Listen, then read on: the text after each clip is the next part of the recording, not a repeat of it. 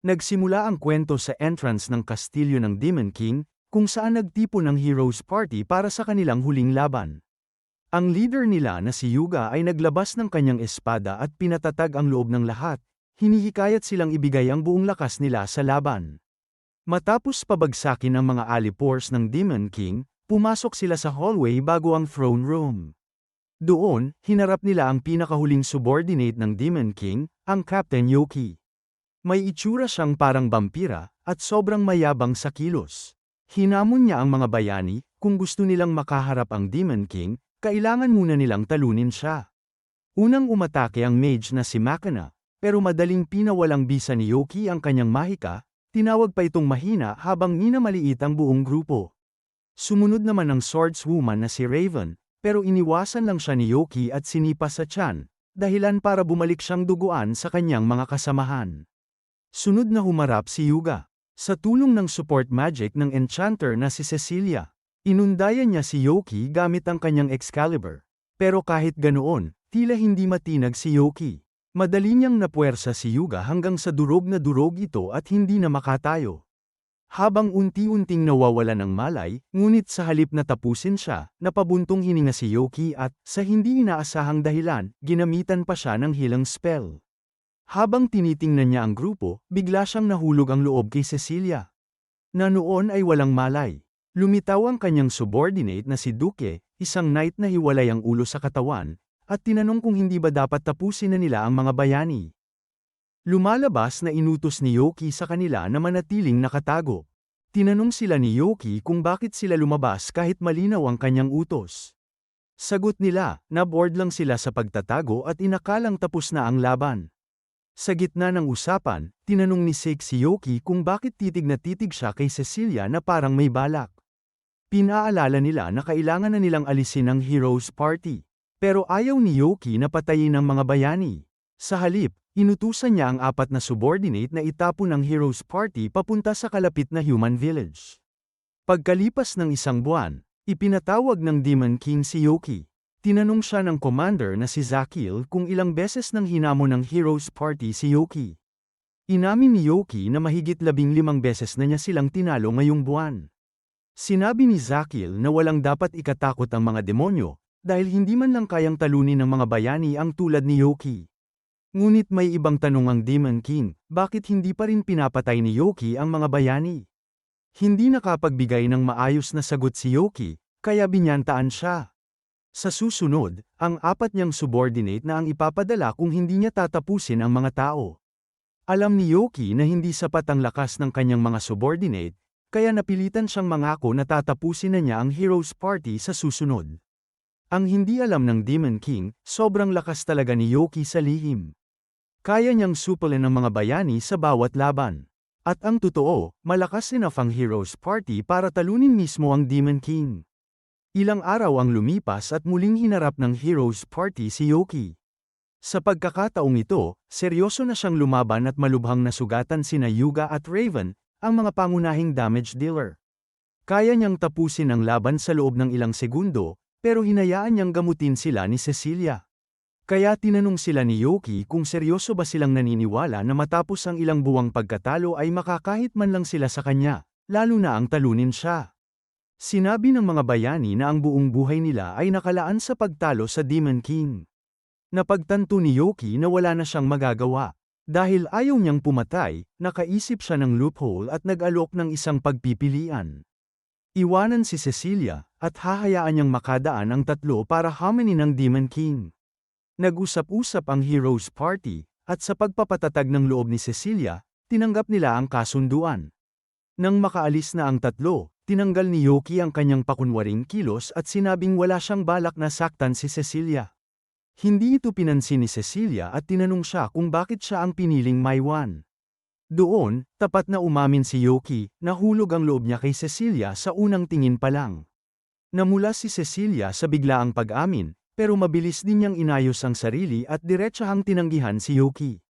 Para kay Yoki, parang nawala ang dahilan niya para mabuhay.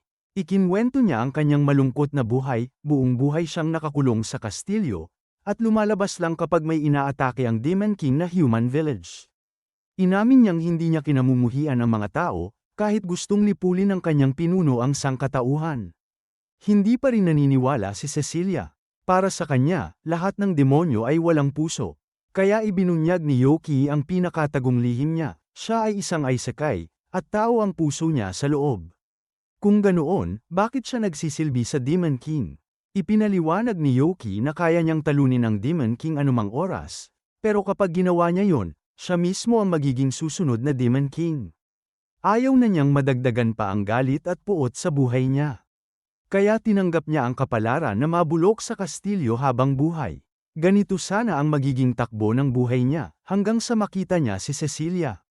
Mula noon, wala na siyang ibang hinangad kundi ang makasama siya, makilala siya, at gugulin ang bawat araw kasama niya.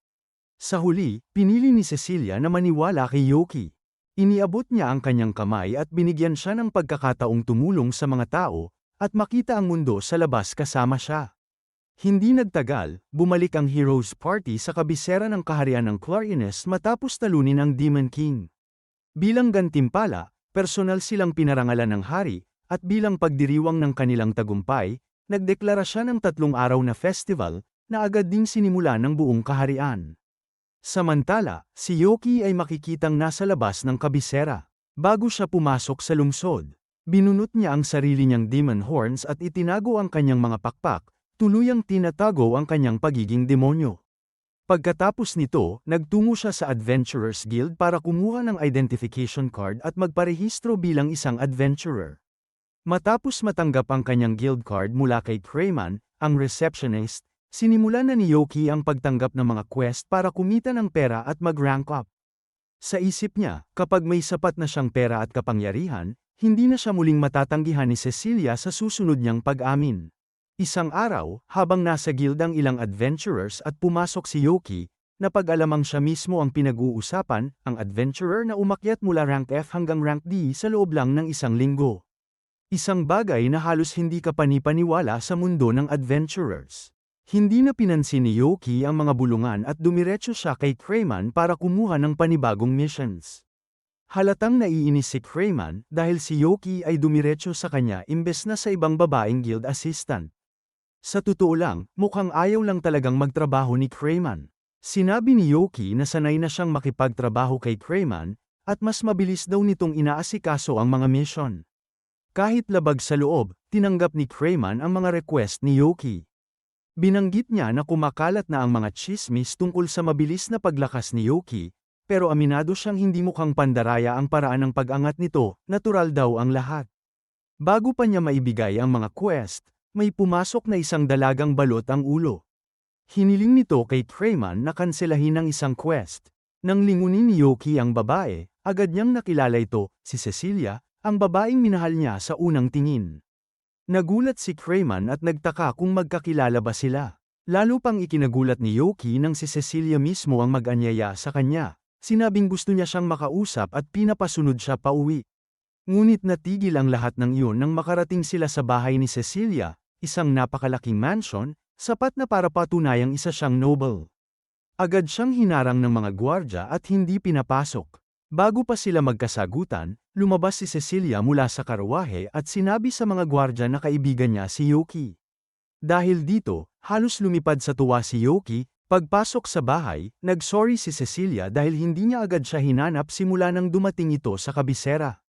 Wala namang sama ng loob si Yoki, lalo na't na-enjoy din niya ang pagiging adventurer. Nagtaka siya kung hindi ba siya nahirapan hanapin, pero sinabi ni Cecilia na hindi na kailangan dahil open secret na siya sa buong lungsod dahil sa mga kumakalat na balita. Ipinaliwanag ni Cecilia na may hihilingin siyang kakaiba at umaasang tatanggapin niya ito. Diretso niyang sinabi, gusto niyang umalis si Yoki sa Adventurers Guild. Siyempre, nagulat si Yoki. Ngunit ipinaliwanag ni Cecilia na kahit patay na ang Demon King, hindi pa tapos ang panganib sa mundo. Akala ni Yoki ay mga halimaw at demonyo pa rin ang banta, pero binasag ni Cecilia ang akala niya, ang tunay na panganib ay kapwa-tao. May mga senyales na raw ng posibleng digmaan sa pagitan ng mga kaharian. At bilang patunay, sinabi niya na maraming prinsesa at noble ladies mula sa iba't ibang kaharian ang humihingi ng kamay ni Hyuga. Akala ni Yoki ay dahil gwapo lang si Hyuga, pero hindi raw yun ang dahilan. Ipinaliwanag ni Cecilia na ginagamit ng mga tao ang kasal, pag-ibig, pera, at panlilinlang para sa kapangyarihan. At si Yuki, sa sobrang bilis ng pag-angat ng ranggo, ay nagiging isang malaking risk. Sa ganitong bilis, tiyak na maabot niya ang S-rank, at kapag nangyari yun, mapapansin siya ng ibang bansa. Kapag inalok siya ng ibang kaharian at gumamit siya ng demon powers, magiging banta yun sa Clar Ines. Kaya nakiusap si Cecilia na umiwas muna siya sa spotlight. Nag-alala si Yuki dahil umaasa siya sa kita bilang adventurer. Kaya nag-alok si Cecilia na siya na lang ang magbabayad sa kanya. Inamin niyang wala siyang sapat na pera para sa isang S-rank adventurer, pero yumuko siya at nangakong gagawin ang lahat para masuportahan siya. Biglang sumigaw si Yuki, sinabing huwag na huwag siyang yuyukuran muli. Hindi raw siya nabibili ng kahit anong bansa, kahit pera o magagandang babae. Iisa lang ang dahilan, si Cecilia lang ang gusto niya, at siya lang ang pipiliin niya. Napangiti si Cecilia, habang si Yuki naman ay napahiya sa sarili niyang reaksyon. Pinakalma siya ni Cecilia at sinabing kampante na siya sa katapatan ni Yuki, at pinayagan siyang ipagpatuloy ang trabaho sa guild. Basta hinaan niya ang paggamit ng lakas. Nangako naman si Yuki. Sa sandaling yun, may kumatok sa pinto, ang ina ni Cecilia.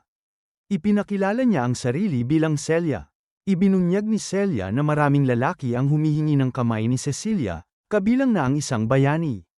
Agad nag-init ang ulo ni Yuki, galit na galit sa ideyang may aagaw sa mahal niya. Pinakalma siya ni Celia at sinabing tinanggihan na nila ang lahat ng alok, kasama na ang sa bayani.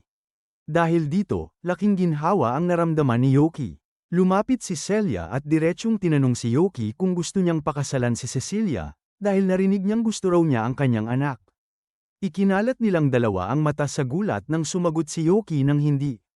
Ipinaliwanag ni Yuki na nireject na siya ni Cecilia dati, at balak muna niyang pagbutihin ang sarili at ang kanyang estado sa buhay bago muling umamin. Para sa kanya, hindi tama ang magpakasal kung hindi pa siya tanggap. Tuwang-tuwa si Celia sa sagot niya. Inamin niyang pagsubok lang yun, at nagustuhan niya ang prinsipyo ni Yuki.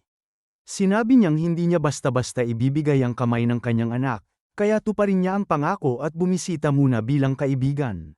Sa labas ng bahay, nagtanong si Yuki kung pwede ba niyang tawagin si Cecilia sa first name, kahit alam niyang medyo awkward.